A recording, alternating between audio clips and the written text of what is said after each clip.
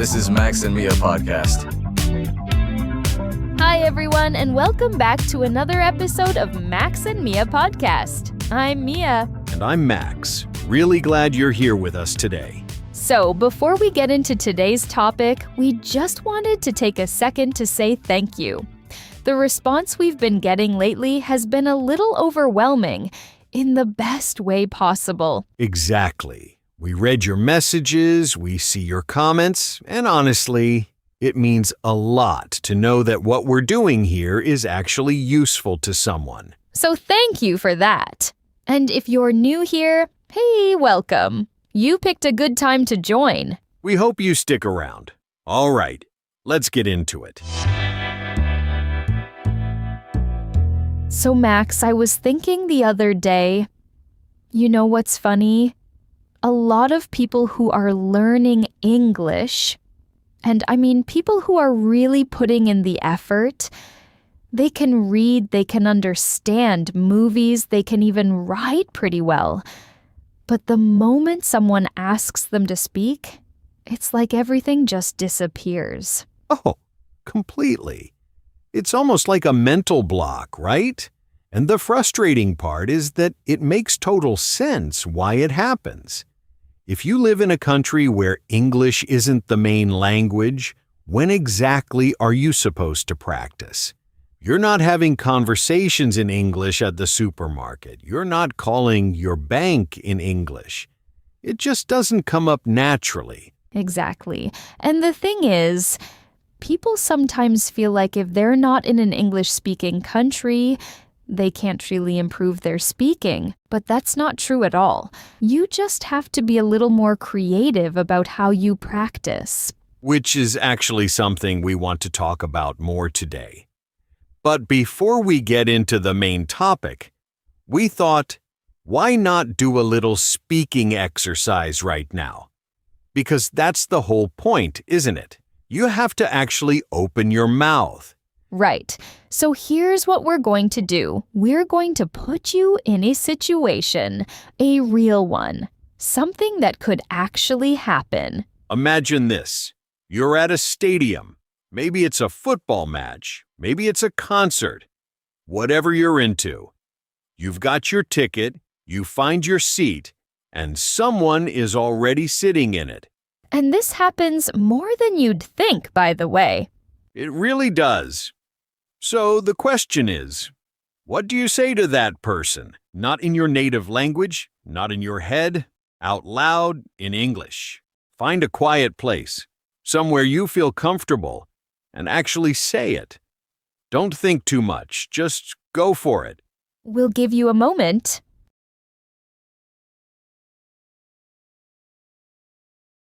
All right, so what would we say? Mia, you go first. Okay, so I'd probably go with something like, "Hey, sorry to bother you.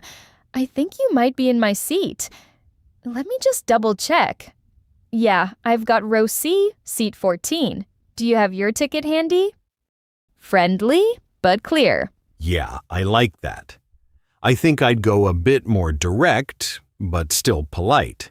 Excuse me, I think there might be a mix-up. This is actually my seat. Could you check your ticket? Short, calm, no drama. Both work. And notice that neither of us started with, "You're in my seat. Move." Which, believe me, some people's instinct is to go straight there. Right. Okay, but now let's make it a little harder, because in real life, things don't always go smoothly. So, same situation. You've asked nicely, but the person refuses to move. They're not having it. You have to call security. And when security arrives, they're going to ask you a few questions. Same as before. Find your quiet place and answer out loud. Ready? Here we go. Okay, question number 1. Can you tell me what happened here?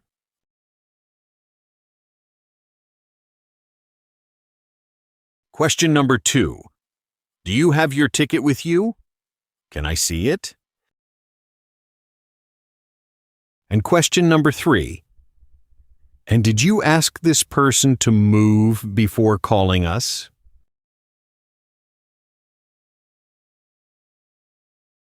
All right, let's hear how we'd handle those. So, for the first one, can you tell me what happened here? I'd say something like, "Sure, I came to my seat and found this person already sitting here. I showed them my ticket and asked them politely to move, but they said the seat was theirs and refused to leave." Clear, factual, no drama. For the ticket question, easy. Yes, here you go. You can see it's row C, seat 14, same as the one they're sitting in. And for the last one, did you ask them to move first? I'd just say, yes, I did. I tried to sort it out without getting anyone else involved, but it didn't work out. Which honestly is such a key thing. In any conflict, showing that you tried to resolve it yourself first makes a big difference. It says a lot about you. It really does. And you know what? That whole situation, asking someone to move, explaining yourself to security, staying calm under pressure, that's actually a perfect way into what we're talking about today. Because knowing how to handle a disagreement in English, politely, clearly, without losing your cool, is genuinely one of the most useful skills you can have. And a lot of learners just don't know how to do it. So today, we're going to get into exactly that. How to argue politely in English. So let's start with something basic. When most people have a disagreement in English, what's the first word that comes out? No. Exactly, just no. Or even worse, silence, because they don't know what to say. And look, there's nothing wrong with no, but in a real conversation, especially a tense one, just saying no can come across as rude, even if that's not your intention at all. And that's the thing about English. Tone and word choice matter a lot. You can say the exact same thing in two different ways, and one sounds completely reasonable while the other sounds like you're starting a fight. So let's talk about some key phrases, things you can actually use. Right. So first, instead of just saying, "No, you're wrong," which, again, sounds pretty aggressive, you can say something like, "I see where you're coming from, but," or, "I understand your point, however." Those two little phrases do a lot of work.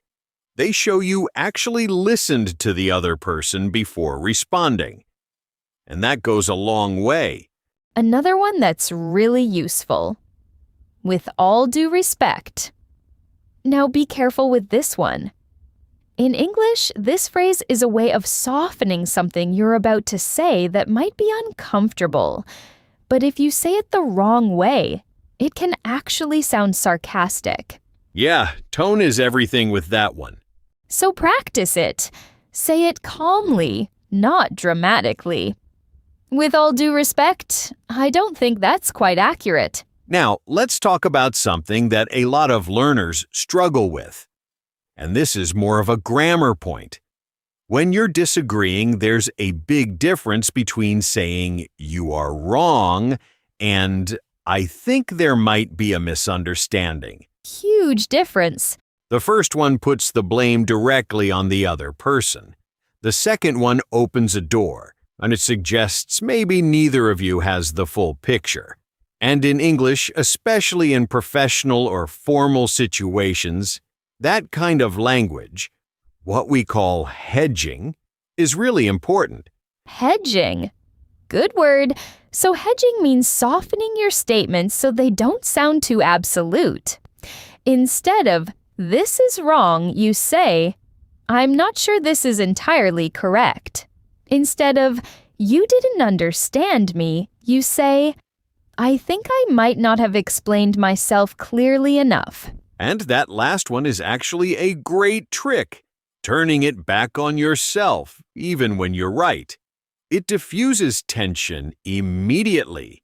Now, let's talk about vocabulary for a second, because this is something that really separates a good English speaker from a great one. A lot of learners get stuck using the same words over and over. Bad, good, big problem, I don't agree. Which are fine, but they don't really paint a picture. Exactly. So let's upgrade some of those.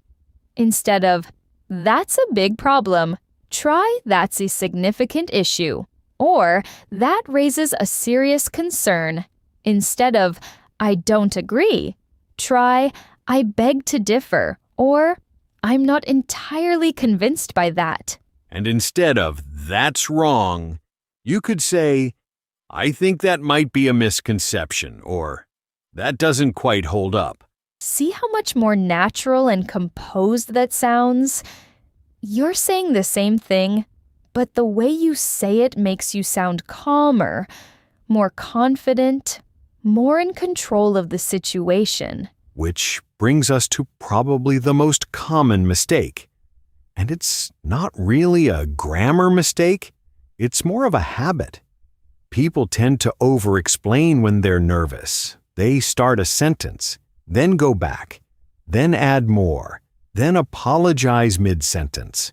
Sorry, what I wanted to say is, well, it's not that I disagree completely, And by the time you've finished, you've kind of lost the argument just from the way you said it.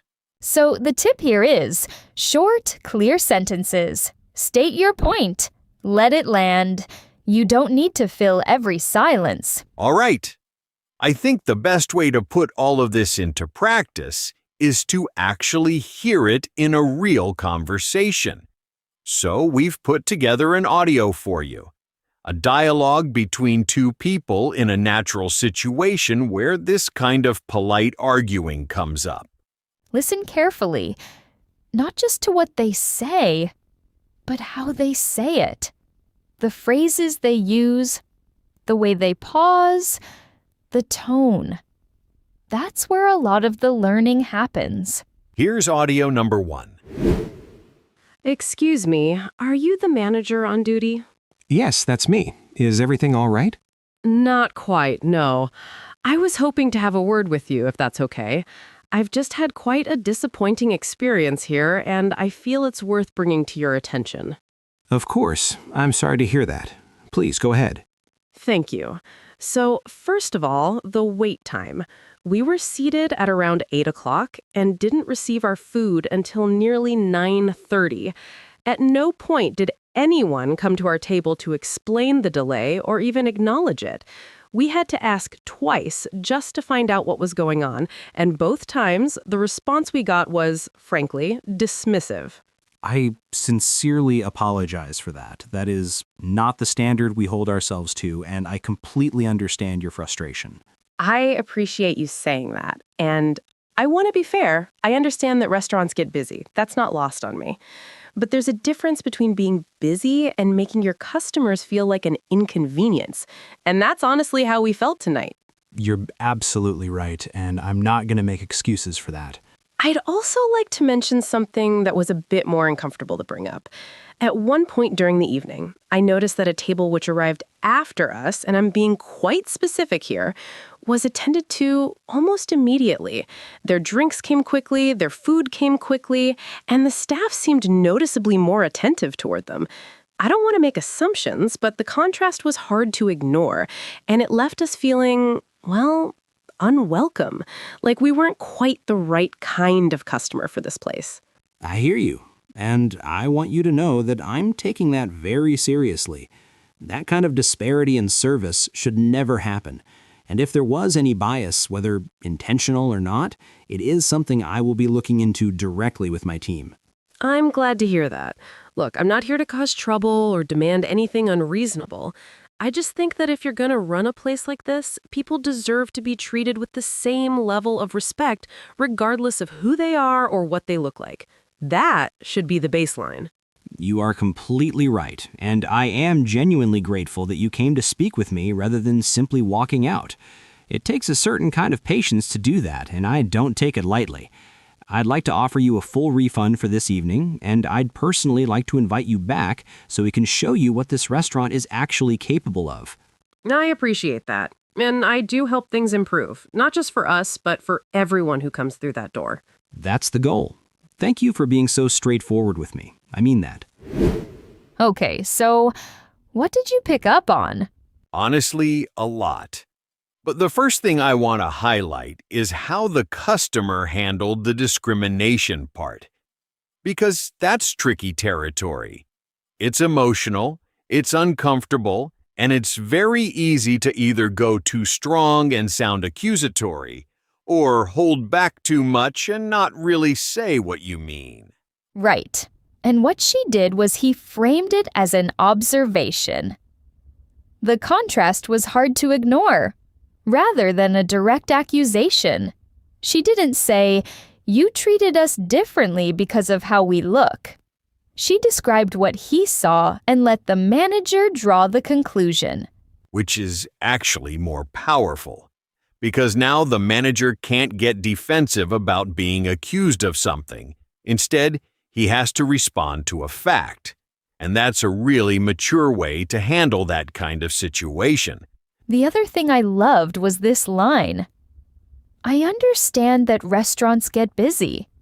That's not lost on me." Because he's essentially saying, "I'm not unreasonable. I get it." And that immediately makes everything else she says more credible. Exactly. You're not coming in as someone who just wants to complain. You're coming in as someone who has a legitimate point. There's a difference. And the manager, notice how he never once made an excuse. He said, "I'm not going to make excuses for that." That phrase alone probably stopped the situation from escalating. It's disarming. Because when someone is ready to argue and the other person just agrees with them, there's nowhere for the tension to go. So the takeaway here is, when you're in a difficult conversation, be specific, stay calm, and give the other person room to respond without feeling attacked. That's how you get results. All right, let's shift gears a little. Because not every difficult conversation happens in a restaurant with a manager. Some of them happen on the sofa after a long day with someone you trust. Oh, we've all been there. You come home, you're exhausted, you're frustrated, and you just need to let it out. And that's actually a really important skill in English. Knowing how to express that kind of emotional weight. Not in a formal way, but in a natural human way. And there are a few expressions that come up a lot in these moments. I just need to vent. Meaning, I need to talk about this. I'm not necessarily looking for advice. I just need to say it out loud. Or, I need to get this off my chest. Which means there's something that's been weighing on you and you need to release it. And let it out, which is more general, but it captures that feeling of finally being able to say what you've been holding in all day. These expressions are really common in everyday English, and they signal to the other person, "Hey, I'm not okay right now, just listen." And knowing how to use them, or how to respond when someone says them to you, makes a big difference. So in our next audio, we're going to see exactly that. Two people, one of them has had a rough day at work, and what follows is one of the most relatable conversations you'll hear. Let's get into it. Here's audio number 2. Hi, honey. I'm home. Hey, you're later than usual. Everything okay? Not really. No, I need to vent. Is that okay? I just need to get this off my chest before I explode. Of course. Come sit down. What happened? Okay, so you know how I've been putting in extra hours these past few weeks to finish the Henderson account, like staying late, skipping lunch, the whole thing? Yeah, I noticed. You've been coming home completely worn out. Right. So today we had the quarterly review meeting, the big one, and Marcus presented the results. And I'm sitting there thinking, okay, this is the moment. And he goes through the whole thing, takes all the credit, and at no point, not once, does he mention that half of that work was mine. Are you serious? Dead serious. And the worst part? Our director was right there. She saw the whole presentation, and Marcus just stood up there like he had done everything on his own. I felt completely invisible. That's not okay, Julia. That's really not okay. I know. And I tried to brush it off. I really did. But then after the meeting, a colleague came up to me and said, "Great job on the report." To me, not to Marcus. And I almost broke down right there. Because you knew the recognition should have come from him, not from a colleague in the hallway. Exactly. And look, I don't need a round of applause for everything I do, but this has been building up for months. He always does this. He takes what I put together, tidies it up a little, puts his name on it, and moves on. And every time I bring it up, he brushes me off and says, "We're a team," and that's how it works. That's such a convenient thing to say when you're the one benefiting from it. That's exactly what it is, and I'm so fed up.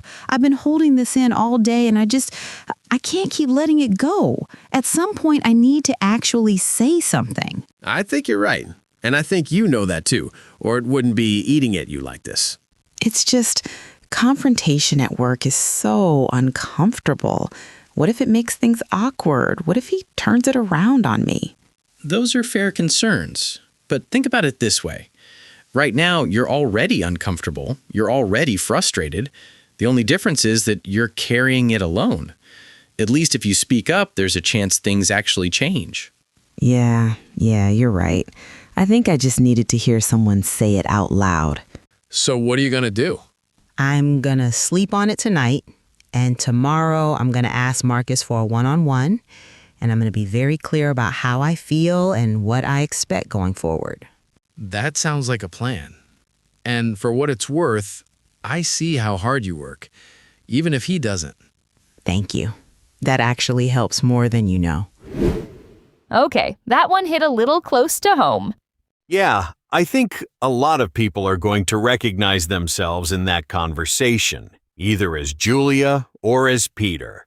Let's start with something small but important.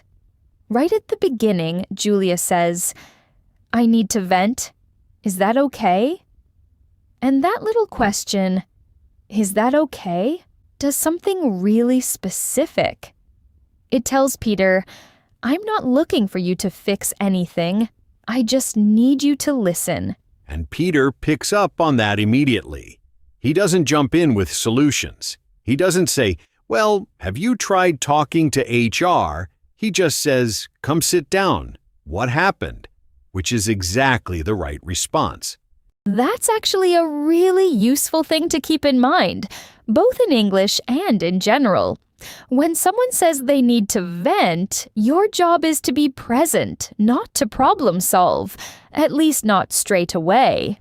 Now, let's talk about some of the expressions Julia uses. "I've been putting in extra hours." That's a natural way to say you've been working more than usual. You could also say, "I've been putting in a lot of work," or "I've really been going above and beyond lately." Then there's, he takes all the credit, meaning he receives the recognition for something he didn't fully do. The opposite would be to give credit where it's due, which is something Marcus clearly didn't do. And one that I think is really worth keeping. "This has been building up for months." That phrase captures something really specific. Not a single bad day, but a frustration that has been growing slowly over time. It's much more expressive than just saying, "I've been frustrated for a long time." Peter also has a great line. "You're already carrying it alone." That's a very natural human way of putting it. Not clinical, not dramatic, just honest. And then Julia wraps it up with, "I'm gonna sleep on it." meaning she's not going to make a decision right now. She's going to take the night to think it over. Really common expression. Very useful. The big takeaway from this conversation is that expressing frustration in English doesn't have to mean raising your voice or losing control. You can be completely open about how you feel and still sound composed. That's actually one of the hardest things to pull off in a second language, and it comes with practice. Which brings us to something we say every episode and we genuinely mean. The only way to get better at speaking is to actually speak. Not just listen to us, not just read transcripts. Open your mouth, use these phrases, make them yours. Try it out loud right now if you want. Pretend you're Julia. Tell someone, your wall, your mirror, your cat, about a frustrating day at work. Use I need to vent. Use this has been building up. Use I'm so fed up. It doesn't matter if it's perfect. What matters is that you do it. That's honestly where the progress happens. Not in the listening, in the doing. All right, that's it for today's episode. If you made it this far, thank you. Genuinely. It means a lot that you stick around to the end. If today's episode was useful to you, it would really help us out if you left a like and subscribed. It's a small thing on your end, but it makes a real difference for us. And we'll be back soon with more. Until then, keep practicing, keep speaking, and don't be too hard on yourself. You're doing better than you think. Take care, everyone. See you next time.